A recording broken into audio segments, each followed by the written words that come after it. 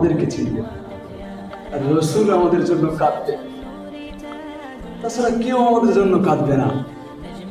দুনিয়ায় যাদেরকে আপন ভাবতেছ, যাদেরকে আপন ভাবা তাদের পিছনে সময় নষ্ট করতেছ। আদ-দুনিয়া মাজরাতুল আখিরা, এই কামায়ের সময়টুকু নষ্ট করতেছ, এটা ক্ষেত স্বরূপ আমাদেরকে আল্লাহ দিয়েছে। এখানে কাজ করার জায়গা, খেলায় খেলায় কাটানোর জন্য না।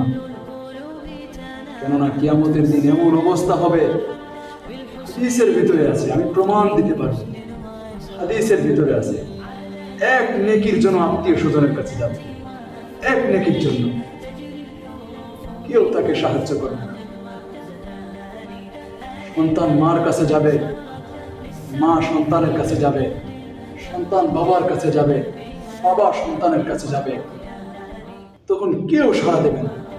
তো আল্লাহ দূর থেকে আবার ডাকবেন, কি নিয়ে আসছো? এক নেকি নিয়ে আসছো?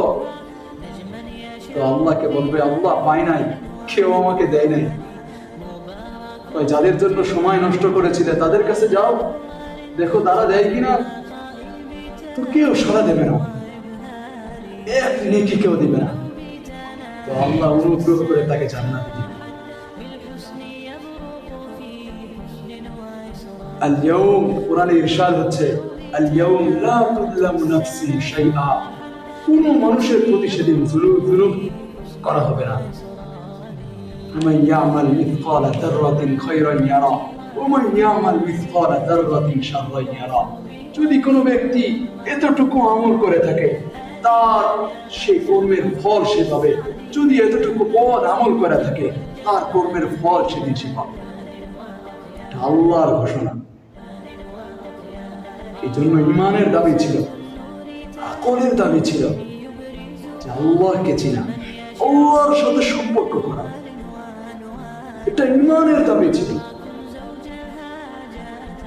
প্রত্যেকের আকলে বুঝে মালিক সেদিন জিজ্ঞাসা করবেন, আনআমতু আলাইকা খাল্লাইতুকা, আমি তোমাকে জীবন দান করেছিলাম, আমি তোমাকে নিয়ামতে ভরা দিয়েছিলাম, দুনিয়া আমি তোমাকে জান্নাত বানিয়ে দিয়েছিলাম, মা সানাতা ফিহা, কি নিয়ে আসছো? আমার আপনার সেদিন কোনো জবাব থাকবে না। এই জন্য আমার বাবাদের পায়ে হাত রেখে আমি বলবো, আসেন আল্লাহর সাথে সম্পর্ক করি, নবীর সাথে সম্পর্ক করি।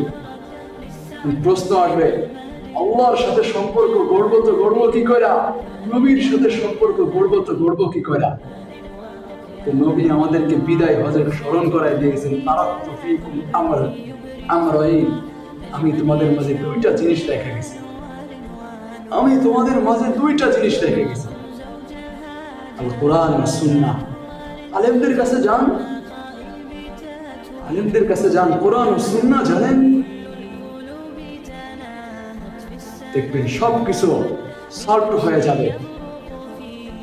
এই জন্য মুহতারাম হাজিরিন, আপনাদেরকে আমি পরামর্শ দিব, নসিহত করব না, কেননা নসিহতের যোগ্য আমি হয় নাই।